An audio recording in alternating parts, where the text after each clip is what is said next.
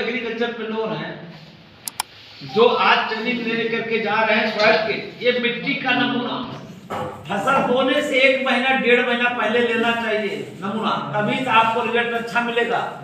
अगर बुआई के समय नमूना नहीं लेना चाहिए, नहीं तो और रिजल्ट नहीं मिलेगा। आज गन्ना, गेहूं, आलू या सभी फसलों के लिए हम लोग जब भी यूज करते हैं, इसके लिए सॉइल टेस्टिंग का ये किट का जरूरत है। इसमें बुकलेट पूरा माइक्रोन्यूट्रिएंट्स, ऑर्गेनिक कार्बन और पीएच की भी आप जांच कर सकते हैं इस नमूने के द्वारा। आज जो है हमारे एग्रीकल्चर पे कैल्शियम, मैग्नीशियम, सल्फर का भी हम लोग टेस्ट कर सकते हैं। जब हम इसको परीक्षा करने के लिए चलते हैं तो एक किताब में सब कुछ आपको हिंदी और इंग्लिश दोनों उपलब्ध है, जिस पर आपका विचार है। लेकिन एक चीज है, इसका प्रिकॉशन है, मिट्टी सही सलामत खेत से आना चाहिए, नमूना सही ढंग से लेना चाहिए। आज किसान मिट्टी का नमूना सही ढंग से नहीं भेज पा रहा है, इसलिए रिजल्ट ना होने के नाते उसको अच्छा सा रिजल्ट नहीं मिल पाता है। उसमें क्या क्या कमी है, हमारे कृषि वैज्ञानिक या हमारा एग्रीकल्चर पर या हमारे यहाँ संस्थान से भी आपका मिट्टी का नमूना हम लोग जो है टेस्ट करके बताते हैं कि हमारी जमीन में ऑर्गेनिक कार्बन कितना है, हमारी जमीन में नाइट्रोजन कितना है, हमारे जो पानी हम लगाने के लिए जाते हैं पानी का भी पीएच आपको इसी एस्टीमेशन से आपको निकाल सकते हैं, मृदा नमूना से निकाल सकते हैं। और मिट्टी का पीएच कितना है, हमारी जो फसल बोने के लिए हम लोग जा रहे हैं, चाहे गेहूं का हो, चाहे आलू का हो, चाहे तिलहन की फसल हो, चाहे गन्ने की फसल हो, वहां पर मिट्टी का पीएच ये वेरी करता रहता है। इसके साथ साथ अगर हम गोबर की खाद का प्रयोग सही ढंग से करें, सड़ी हुई गोबर की खाद का प्रयोग करें या ढैंचा बो करके हरी खाद का प्रयोग करें, तो हमारी जमीन में ऑर्गेनिक मैटर, कार्बनिक पदार्थ की मात्रा बहुत अधिक हो जाती है, जिससे हमारा जल धारण क्षमता भी बढ़ जाती है। जब जल धारण क्षमता बढ़ेगी तो हमारा वाटर होल्डिंग कैपेसिटी एकदम अच्छी हो जाएगी, जिससे हमारा आज लीचिंग का समस्या आ गई। क्योंकि हम लोग अधिक उर्वरक डालने से हमारा ऑर्गेनिक मैटर ना होने के नाते कोई भी खेती करने के लिए जो हम लोग बात करते हैं ऑर्गेनिक मैटर 5% होना चाहिए, सीएन रेशियो 10 से 12 अनुपात 1 होना चाहिए। लेकिन आज हमारा सीएन अनुपात, कार्बन नाइट्रोजन का अनुपात बहुत डिक्रीज हो गया, कमी आ गई, जो 0.2 से 0.8 तक पहुंच गया। किसान इस पर ध्यान नहीं देता है, हमारा किसान मृदा परीक्षण नहीं कराता है, उसको इसके बारे में ज्ञान नहीं। इसके लिए हमारा संस्थान आपको एग्रीकल्चर पे लोन तैयार करता है। हर गांव में, हर ब्लॉक में, हर जगह जो है वो दुकान खोले, जो खेत के लिए, जो मिट्टी के लिए, जो फसल के लिए जो भी उर्वरक की जरूरत होगी, मिट्टी नमूना के बाद आपको रिकमेंड करते हैं। उसी आधार पर अगर खेती करते हैं तो जो भी आपकी उपज आएगी उसमें गुणवत्ता में कमी नहीं आएगी, गुणवत्ता अच्छी होगी। जब गुणवत्ता अच्छी होगी तो हर चीज, आदमी, मनुष्य, पशु पक्षी, जिसको हम उसका चारा खिलाएंगे, जानवर भी स्वस्थ और सकुशल रहेगा।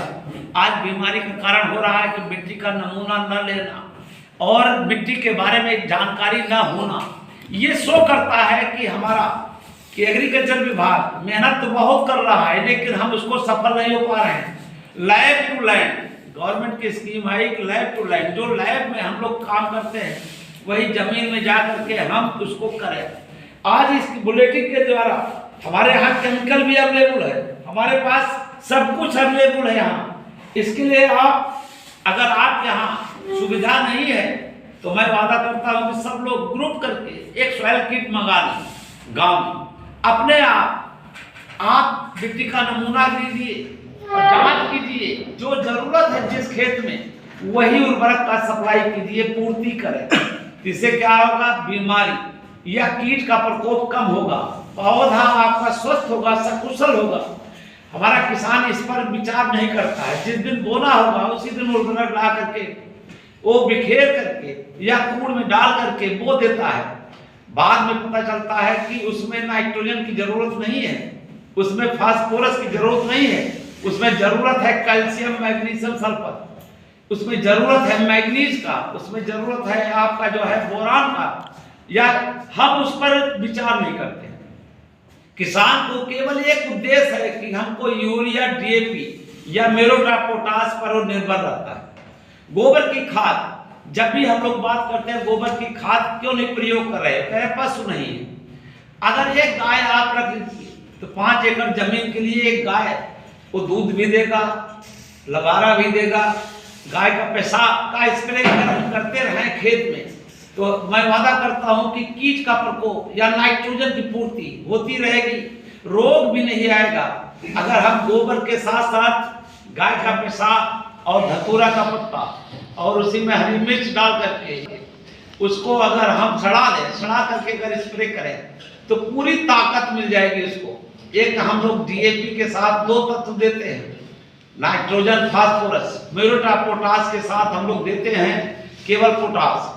यूरिया से हम देते हैं नाइट्रोजन। लेकिन गोबर की खाद में गाय के गोबर, देसी गाय के गोबर में 33-34 पोषक तत्व चाहिए, जबकि पौधों को चाहिए 16-17। हम केवल 3 पर निर्भर हैं, एनपीके पर। किसान आज हमारी खाद, उर्वरक ये फैक्ट्री में बन रही है, विदेशों से मंगाया जा रहा है, बहुत इसकी कीमत हो रही है, लेकिन गाय का गोबर का उतनी कीमत नहीं है। उस कीमत को बचाने के लिए आपको हमेशा एग्रीकल्चरप्रेन्योर से हम ज़्यादा गुजारिश करते हैं कि अपने अपने क्षेत्र में एक सॉइल किट रखें, अपनी दुकान पर रखें, अपने किसान का सैंपल लें, उसका एनालिसिस करें, उसका जो खर्चा आता है, जो किट में आपका खर्चा आ रहा है, आप किसान से ले सकते हैं, क्योंकि उनको सही दिशा आप बताएंगे। इतना हम लोग प्रशिक्षण करते हैं सही दिशा बताने के लिए। आपके पास ये सब सॉइल किट का आज का दिन हमारे एग्रीकल्चरप्रेन्योर के साथ सॉइल किट के पर ज्यादा विचार किया गया, इसलिए आज सॉइल किट के बारे में पूरी जानकारी दिया जा रहा है। मिट्टी का नमूना कैसे लिया जाए, किसान नमूना नहीं ले पाता है, उसको उसके बारे में कोई भी चीज नहीं पता है। इसके लिए एग्रीकल्चरप्रेन्योर अपने क्षेत्र में जा करके पहले प्रशिक्षण दे, किसान को इस सब के नमूना के बारे में बताए, उसके लिए सामग्री के बारे में बताएं। जब आप बढ़िया नमूना लाएंगे तो आपका परीक्षण नंबर 1 का होगा। उसमें जो ऑर्गेनिक कार्बन की जरूरत है तो गोबर की खाद डालना पड़ेगा। हरी खाद उगा करके आप अगर बुआई करते हैं 30-40 किलो नाइट्रोजन हरी खाद ही दे देता है, किसान को नहीं पता। अगर ढैंचा बो करके उसको 40-45 दिन बाद अगर जमीन में वो दफना देता है या सड़ा देता है तो ऑर्गेनिक मैटर के साथ साथ मृदा वायु संचार भी बढ़ेगा, वाटर होल्डिंग कैपेसिटी बढ़ेगी, जल धारण क्षमता भी बढ़ेगी। उसके साथ साथ सॉइल टेम्परेचर, मृदा तापक्रम भी बढ़ेगा, मृदा गठन, मृदा संरचना में सुधार होगा। हमारे जमीन के अंदर असंख्य जीव है, वो असंख्य जीव को भी जीवित रखने के लिए हमारा जो है ऑर्गेनिक मैटर सबसे सुटेबल माना गया है, क्योंकि उसका भोजन है। आज हम लोग जमीन में जब भी कोई चीज करते हैं जलाते हैं, जलाना नहीं चाहिए। जलाने से हमारी जमीन ईंट बनती जा रही, उसमें सुगंध नहीं आ रहा। पहले जो मिट्टी थी हम लोग फसलों से जलाते नहीं थे, सड़ाते थे। आज उसमें 10-15 किलो यूरिया डाल करके अगर आप पानी से भर दोगे तो यूरिया से यूरिक एसिड बनेगा। वो जो पत्ती को गला करके जो नाइट्रोजन, पत्तियों में नाइट्रोजन है, कैल्शियम है, मैग्नीशियम है, सल्फर है, पोटास है, ये सब जो है जमीन को वापस चला जाएगा, रिसाइकलिंग हो जाएगा, पूरा चक्र हो जाएगा। लेकिन जलाने से कुछ नहीं मिलेगा। आज हमारा केचुआ मर चुका है। क्यों मर चुका है? क्योंकि हम जला रहे हैं, आज उसका भोजन नहीं दे रहे हैं। केवल मिट्टी का केचुआ था, वो भी खत्म हो गया, क्योंकि जमीन हमारी रासायनिक उर्वरक से खराब हो चुकी है। उसको सुधार करने के लिए हमारा किसान भाई हमेशा अपनी फसल जैसे अपने बच्चे की परवरिश करते हैं, वैसे अपनी जमीन का अगर हम परवरिश कर ले, जो भी फसल उगाने के लिए हम चलते हैं, मैं वादा करता हूं कि हमारी जमीन की उर्वरता शक्ति बढ़ेगी। जब जमीन की उर्वरता शक्ति बढ़ेगी तो मृदा की उत्पादकता भी बढ़ेगी, इनकम भी होगा। आज हमारे जो भी हम लोग उपज कर रहे हैं उसमें हमारी कीमत नहीं आ रही। क्यों नहीं आ रही? क्योंकि लैक ऑफ नॉलेज, हमारे किसान को ज्ञान नहीं है। उस ज्ञान को कैसे हम सुधारें? ज्ञान को सुधारने के लिए हमारा एग्रीकल्चरप्रेन्योर, हमारा संस्थान इतना एग्रीकल्चरप्रेन्योर यहाँ पैदा कर रहे हैं कि हर ब्लॉक, हर जिले का, सहारनपुर, बिजनौर, अमरोहा या आपका लखीमपुर, लखनऊ, बाराबंकी, मध्य प्रदेश, सभी जगह बिहार के बच्चे यहाँ से ट्रेनिंग लेकर के जा रहे हैं और अपने अपने क्षेत्र में दुकान के साथ साथ सॉइल किट भी रख रहे हैं, मृदा नमूना भी दे रहे हैं और अच्छा से अच्छा ज्ञान दे रहे हैं, जिससे दुकान होने के बाद वो बिजनेस तो कर रहे हैं, बिजनेस के साथ साथ वो अपनी कमाई भी करोड़ों में कर रहे हैं। इसलिए हम अनुरोध करते हैं कि सभी किसान भाई अपने अपने क्षेत्र में जो एग्री क्लिनिक बिजनेस सेंटर खुल रहा है उससे संपर्क ज्यादा से ज्यादा करें और उनका सुझाव अधिक से अधिक ले, जिससे उनको जो है उससे लाभ ही होगा। कभी भी फसल के बारे में चयन करना चाहिए कि अगर हम नकदी फसल उगा रहे हैं या कहे सीरियल क्रॉप अनाज वाली फसल उगा रहे हैं तो उनको ध्यान देना चाहिए, साथ साथ लेगुमिनस क्रॉप भी करें, उसके साथ साथ ऑयल सीड क्रॉप तिलहन वाली फसल करें, बीच बीच में वो फ्लोरिकल्चर का भी खेती करें। इनकम तो हर जगह से मिलता है, कभी कभी पशु रखने से हरा चारे का उत्पादन अपने खेत में करें, बाजार से कभी हरा चारा न लें, भूसा वो अवेलेबल कर लेते हैं अपने खेत का, लेकिन हरा चारा हमेशा बाजार से लेते हैं। उसका पशु आहार अपने घर पर बनाए, शुद्ध रहेगा।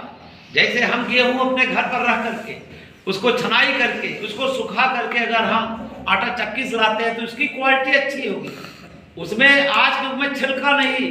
आज हम लोग रसोई आशीर्वाद बाजार का आटा खा रहे हैं, बीमारी बहुत भयंकर आ रही है, क्योंकि वो छिलके को भी पीस देता है। छिलका सही रहने से फाइबर होगा, हमारा डाइजेशन सही होगा, हमारे पेट संबंधी रोग नहीं आएगा। इस रोग को दूर करने के लिए आज किसान ये हमारे यहाँ बीमारी बहुत आ रही है, क्यों? क्योंकि मृदा का नमूना ना होना। दूसरा, फसल उत्पादन तो हम बहुत अधिक कर लेते हैं, कीमत न मिलना। कीमत न मिलने का मेन कारण है उसमें गुणवत्ता ना होना, उसकी जो है क्वालिटी ना होना। जब तक क्वालिटी नहीं रहेगा तब तक आपको कीमत नहीं मिलेगा। ये सब किसान भाई के साथ साथ एग्रीकल्चर पेन्योर अपने अपने क्षेत्र में अपने अपने ब्लॉक में ये तत्पर हो जाएंगे, एक्टिव हो जाएंगे, जिससे नमूना सभी का हो जाए। इससे गवर्नमेंट, भारत सरकार, कृषि विभाग इस पर निर्भर है, लेकिन वहां पर नमूना नहीं हो पा रहा। क्यों? क्योंकि हमारे लैक ऑफ नॉलेज, किसान को पता नहीं कि कब नमूना होगा, कहाँ होगा, कैसे नमूना लिया जाए, किस फसल के बाद लिया जाए, कितने बार हुआ जाएगा। तो इसलिए बुआई के 1.5 महीना 2 महीना पहले हमको नमूना का परीक्षण कराना चाहिए, जिससे पता चल जाए कि अगली फसल के लिए कौन सा उर्वरक का प्रयोग किया जाए। इतना चीज होने के बाद मैं सभी किसान भाइयों एग्रीकल्चर पेन्योर को धन्यवाद देता हूँ।